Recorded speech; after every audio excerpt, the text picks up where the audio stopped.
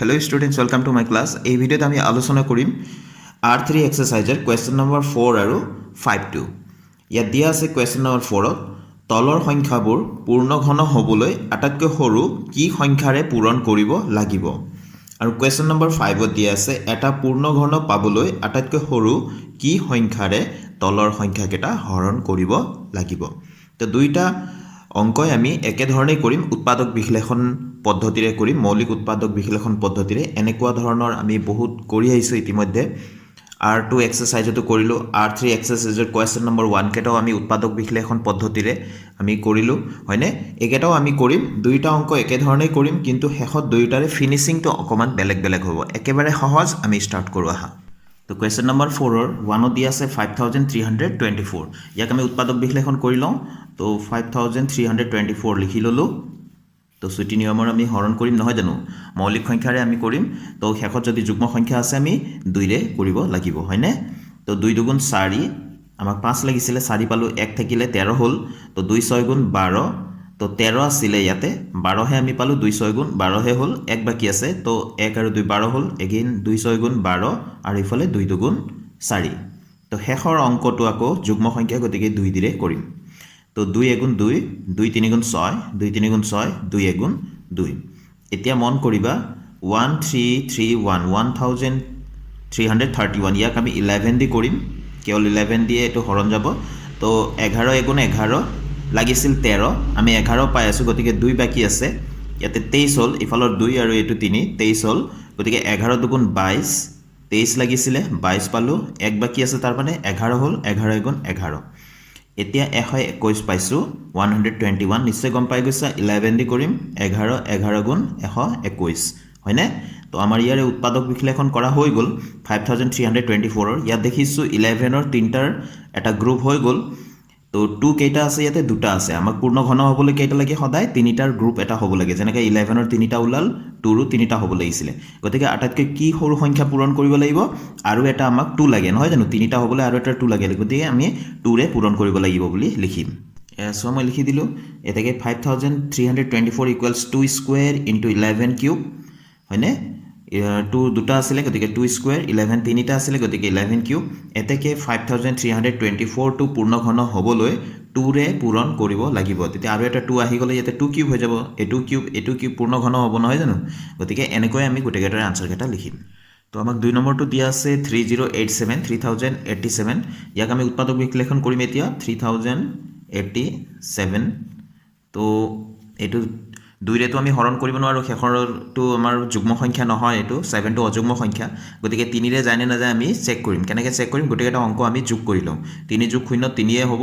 8 3 11 আৰু 7 18 18 টো যেহেতু 3 ৰে হৰণ যায় গতিকে এই ডাঙৰ সংখ্যাটো 3 ৰে হৰণ যাব এনেকৈ তোমালোকে চেক কৰি লবা 3 ৰে কৰিম 3 10 গুণ 30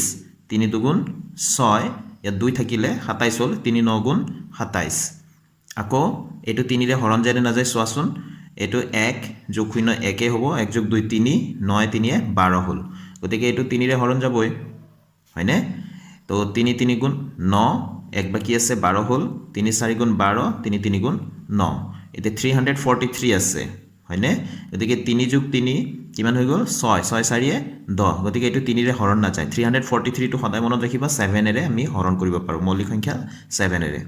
তো 7 4 গুণ 28 7 5 গুণ হলে 35 হৈ যাব তো 7 4 গুণ 28 28 হলে এটো 34 হয় গতিকে 6 বাকি আছে 6 আৰু 3 63 হল 7 9 গুণ 63 গতিকে আমি আকৌ 7 এৰে হৰণ কৰিম 7 7 যা 49 7 7 গুণ 49 গতিকে দেখা পালো 7 টো 3টা পাই গলো কিন্তু 3 মাত্ৰ দুটা আছে গতিকে আমি কিহেৰে পূৰণ কৰিব লাগিব নিচে গম পাই গৈছা यस 3 ৰে আমি পূৰণ কৰিব লাগিব হয়নে তো এসো মই লিখি দিছো এতেকে 3087 ইকুৱেলছ 3 স্কয়াৰ ইনটু 7 কিউব এতেকে 3087 টো পূৰ্ণ ঘন হ'বলৈ 3 ৰে পূৰণ কৰিব লাগিব সিম্পল এতিয়া আমি 3125 আমাক দিয়া আছে 3ত গতিকে আমি ইয়াৰ আমি উৎপাদক বিশ্লেষণ কৰি লওঁ 3125 এটো তোমালোকে ভালকৈ দেখাব লাগিব উৎপাদক বিশ্লেষণটো কৰি যদি এনেকুৱা কোৱেশ্চন আহে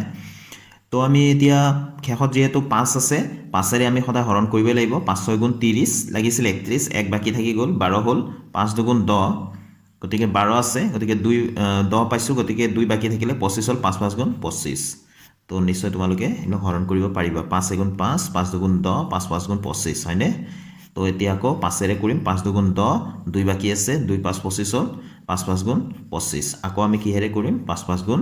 25 তো ইয়াত গোটেইকেইটা 5এ পালোঁ এতিয়া তিনিটাৰ এটা গ্ৰুপ কৰি লওঁ এয়া তিনিটাৰ এটা গ্ৰুপ হৈ গ'ল থাকি গ'ল 5 ইফালে দুটাহে থাকিল হয়নে গতিকে তিনিটা লাগিছিলে মানে এটা 5ৰে পূৰণ কৰিব লাগিব 3125 টো যদি পূৰ্ণ ঘন কৰিব লাগে তেনেহ'লে কি কৰিব লাগিব আৰু এটা 5ৰে পূৰণ কৰিব লাগিব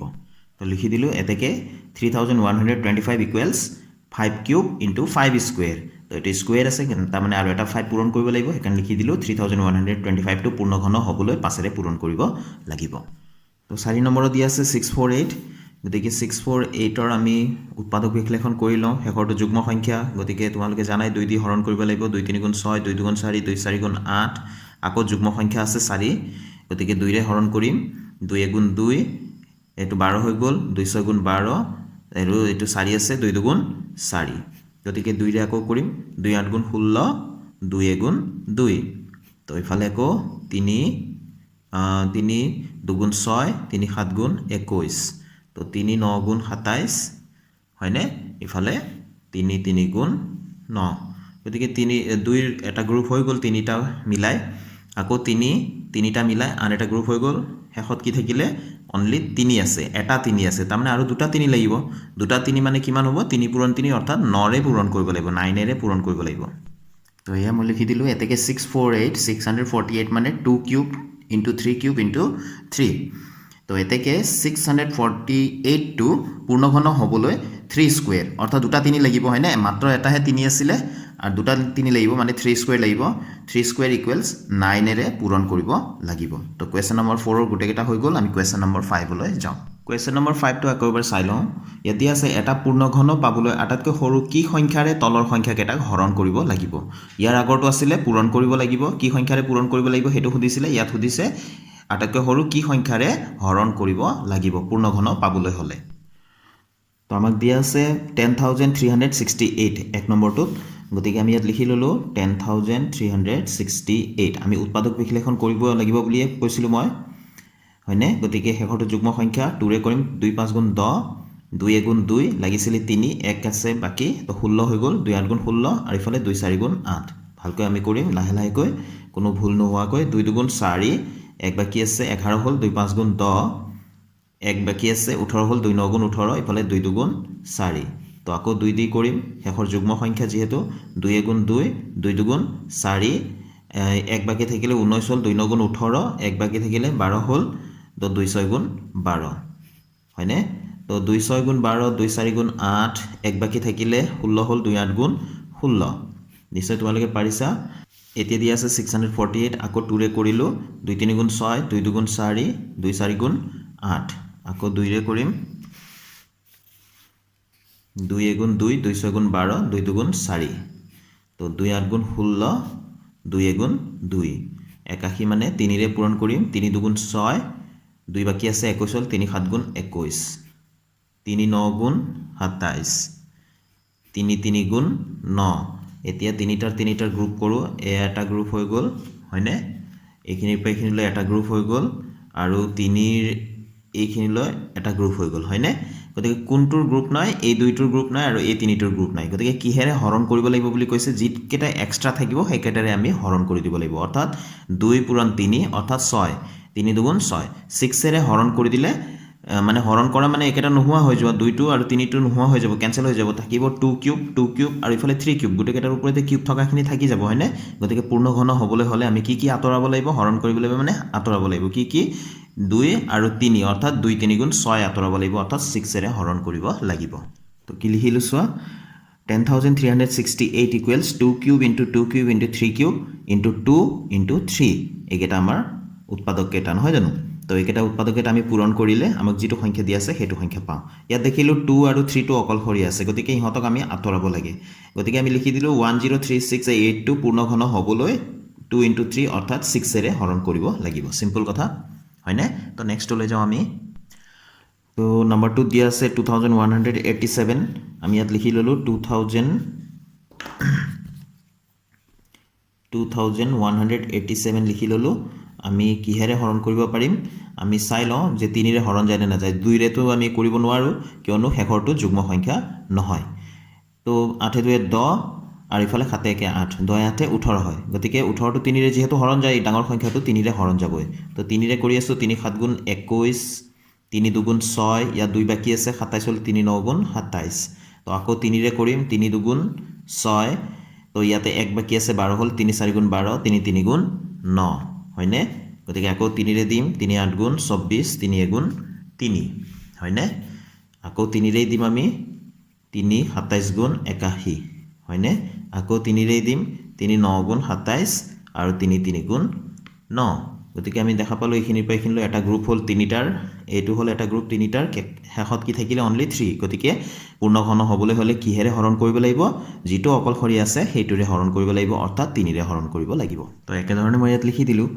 এতেকে 2187 equals 3 cube into 3 cube into 3 তো therefore 2187 টো পূৰ্ণঘন হ'বলৈ 3 ৰে হৰণ কৰিব লাগিব 3 ৰে আমি হৰণ কৰি দিব লাগিব এবাৰ দিয়া আছে নম্বৰ 3 টোত তাৰমানে 5 ৰ 3 টোত 5000 দিয়া আছে তো আমি ইয়াত 5000 লিখি ললো তো 5000 আমি লাষ্টত 0 থাকিলে আমি 2 ৰেও হৰণ কৰিব পাৰো 5 ৰে হৰণ কৰিব পাৰো ঠিক আছে তো 5 ৰে হৰণ কৰিম আমাৰ বেছি সুবিধা হ'ব 5 গুণ 5 5 গুণ 0 5 গুণ 0 5 গুণ 0 আকৌ দিম আমি 5 ৰে 5 2 10 10 হৈ গল 5 0 0 5 0 0 নহয় জানো তো আকৌ আমি 5 ৰে কৰো 5 4 20 আৰু 5 0 0 আকৌ আমি 5 ৰে কৰো 5 8 40 হয়নে তো আকৌ আমি এবাৰ 2 ৰে কৰিব লাগিব যেহেতু যুগ্ম সংখ্যা 2 4 গুণ 8 হয়নে আকৌ 2 ৰে কৰিম 2 2 গুণ 4 তো কি দেখা পালো আমি ইয়াতে যে 2 কিউব হৈ গল 2 ৰ এটা গ্ৰুপ হৈ গল 3টাৰ আকৌ 5 ৰ 3টাৰ এটা গ্ৰুপ হৈ গল অকলখৰি এইটো 5 আছে গতিকে আমি কিহেৰে হৰণ কৰিব লাগিব তোমালোকে নিশ্চয় গম পাই গৈছা তো এতেকে 5000 equals 5 cube into 2 cube into 5 আমি পাইছোৱে নহয় জানো এতেকে 5000 টো পূৰ্ণঘন হ'বলৈ 5 ৰে হৰণ কৰিব লাগিব এবাৰ আমাক দিয়া আছে 8192 5 ৰ 4 লাষ্টৰ কোৱেশ্চনটো তো আমি ইয়াত লিখি ললো 8192 ঠিক আছে তো শেষত 2 আছে কাৰণে আমি 2 ৰে হৰণ কৰিম 2 4 গুণ 8 একটোক আমি হৰণ কৰিব নোৱাৰো যেহেতু এক নতুন সংখ্যা ইয়াক এতিয়ালৈকে হৰণ কৰা হোৱা নাই গতিকে হৰণ কৰিবই লাগিব 2 0 গুণ 0 তাৰ পিছতহে 9 টোলৈ যাব পাৰিম 19 হল তো 2 9 গুণ 18 আকৌ